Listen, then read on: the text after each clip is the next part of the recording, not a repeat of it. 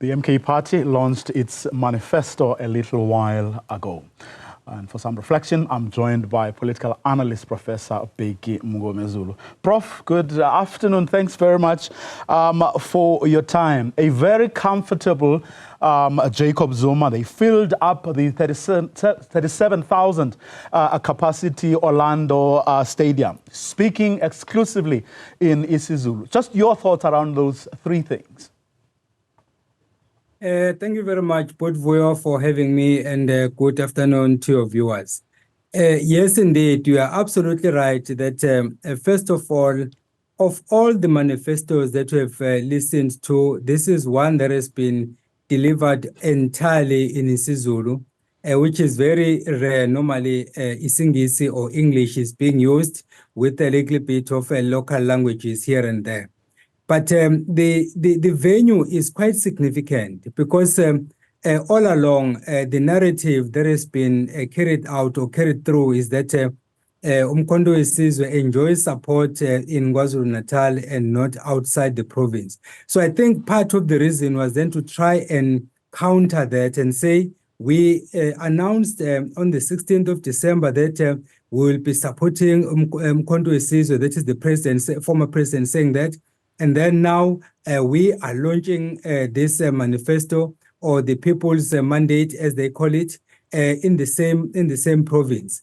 But significantly, Orlando Stadium will recall that when the late Oliver Tambo, who led the ANC for over 30 years, also addressed South Africans for the very first time in the same venue. So historically, this has significance in the sense that it takes us along memory lane to try and remember where we come from as a country, and then, of course, to justify their reasons for naming their organization the MK Party. Basically saying we are reviving the history of the liberation struggle, and that is why we're coming to Orlando. I think those were significant moments, as you correctly alluded. Do you think that he's been able, both by the display of so many people, I mean, in that stadium, but also the fact that, as you say, he has decided to come to Gauteng instead of doing it the other way around, to launch the manifesto. Do you think that has sent a signal to the ANC in particular? I would say so, but we are not just to the ANC alone, because it's not just the ANC that is making utterances that are against MK. Of course, you might have heard, coincidentally, the president of the ANC was canvassing in KwaZulu-Natal when the president of MK was canvassing in Gauteng. And in some of his utterances, the president, when canvassing in Etemandeni, he mentioned Umkhonto weSizwe, among other smaller parties that think they're going to upset the ANC. And he said all of that is just a daydreaming. It's not going to happen. So in this case, then, when former President Zuma was addressing his followers, first of all, he started off by saying that he's not necessarily a person of numbers. It doesn't necessarily believe in numbers, although politics is indeed a numbers game. If you don't have the numbers, you're not going to get what you want to get. Even the two-thirds majority that he refers to is not going to get it unless he has the numbers. But that on the side, the fact that they were able to fill the stadium would, in fact, gave their detractors sleepless nights, saying that even though the size is not the same as Moses Mabhida, for example, where most people have gone to, then at least it shows that they do have a large following, given the fact that not everyone made it to Orlando. There are many people in different provinces who would have wanted to go but then could not. And he also hinted this during his address when he said there are people they know are members of, in fact, are supporters of MK, but at the moment are not willing to come out openly in support of the organization. But then he's optimistic that those are some of the people who are going to vote for them. So besides the numbers that were there at Orlando, there are quite a number of many more who are not necessarily formal members of the party, and some of whom could not make it to the stadium, but whom he believes will be supporting the organization. So yes, indeed, the MK's detractors will have sleepless night after today's gathering. Let's continue then to talk about the things that he said, starting with free education for the poor, and Mngomezulu were aiming to ensure that every child who goes to school will go beyond matric. That was very significant because a nation that is not educated, in fact, has a bleak future. So that was significant because we recall that before he left government, one of the promises he made, especially to tertiary students, was that they were going to get free education. Of course, things might have gone wrong in the process, but there is NSFAS, which is not properly run. I know this because I'm based at a university where some of us are forced to share the little that we earn with the students who are left stranded. As I speak right now, there are students who cannot come to write their exams because NSFAS has not given them the money that is due to them, and therefore they cannot have transport to go to school. So education, therefore, is at the core of every success of any nation. You cannot think about success if you are leaving education behind.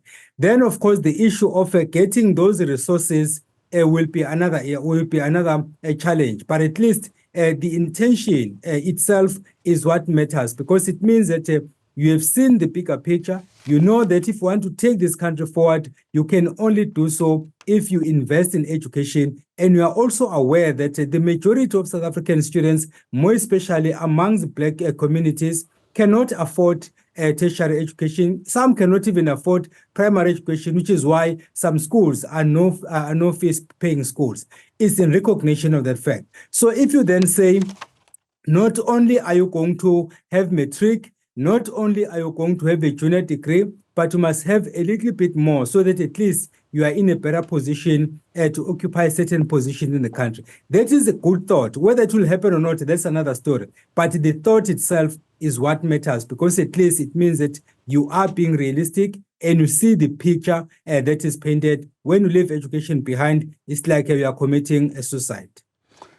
He says that, poverty is responsible for the country's high crime rate, and among the things he is proposing is that minerals, the country's minerals, must benefit the people of South Africa and not be taken away to feed other nations. What are you reading into that?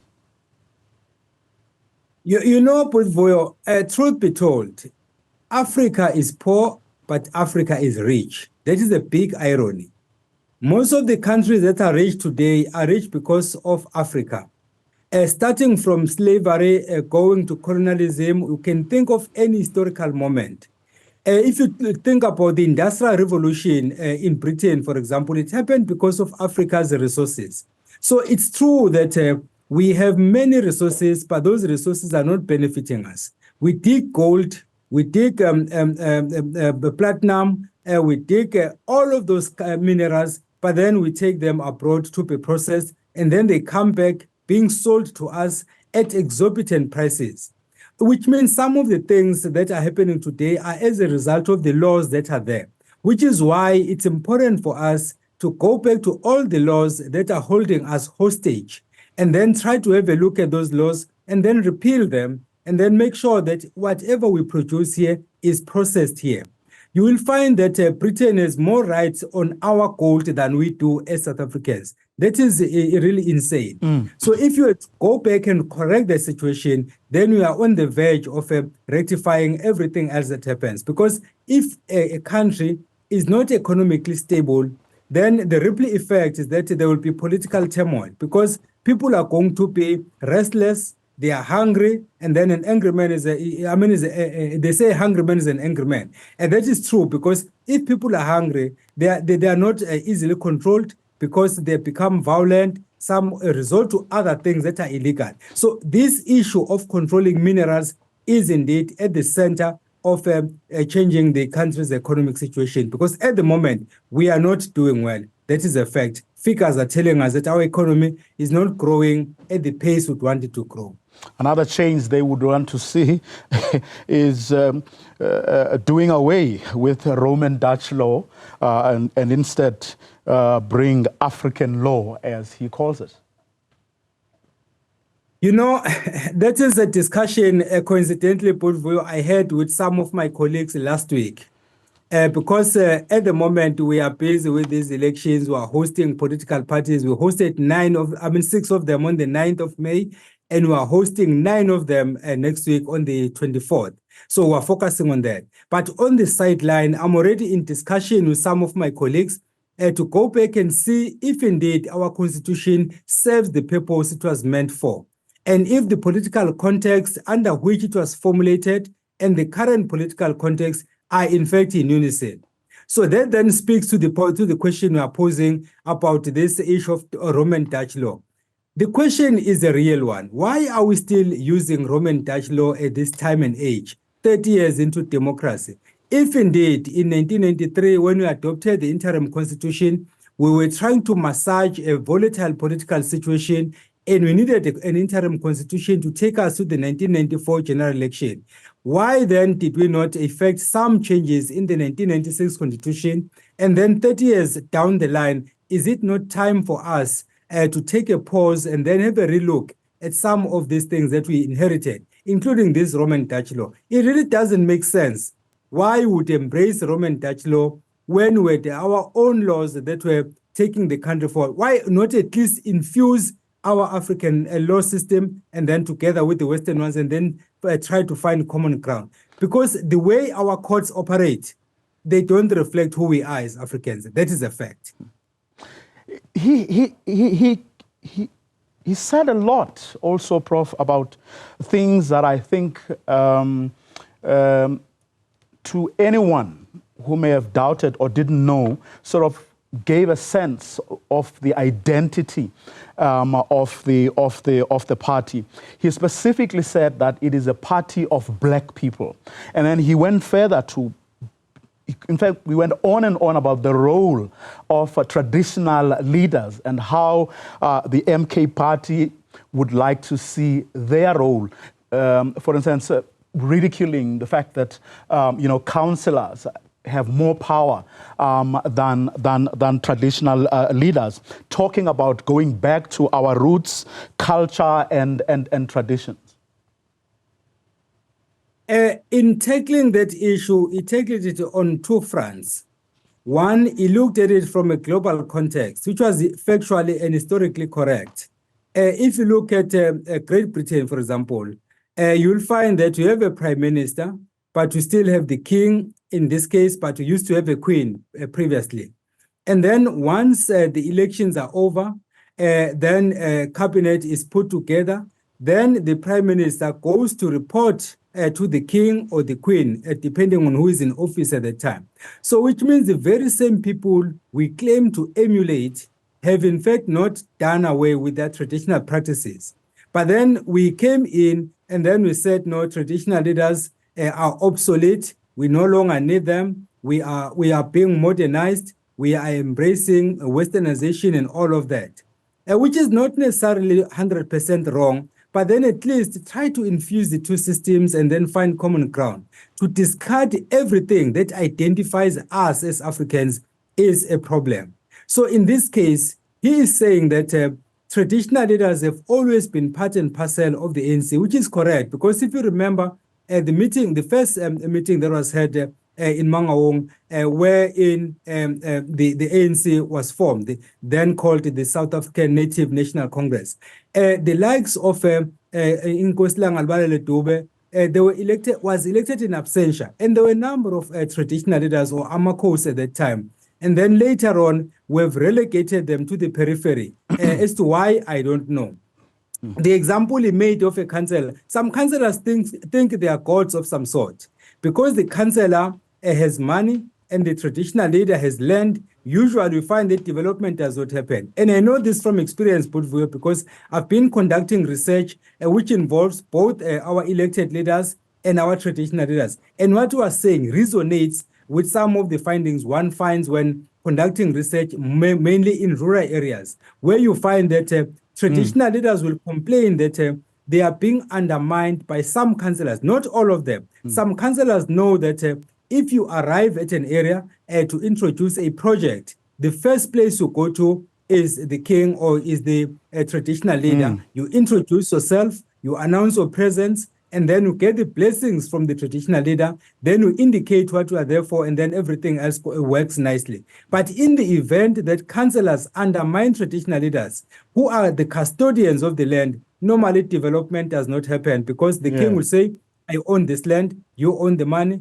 then there is no discussion. Then it becomes a problem. The two must find each other. Professor Mngomezulu, thank you so much for your time and for your insights.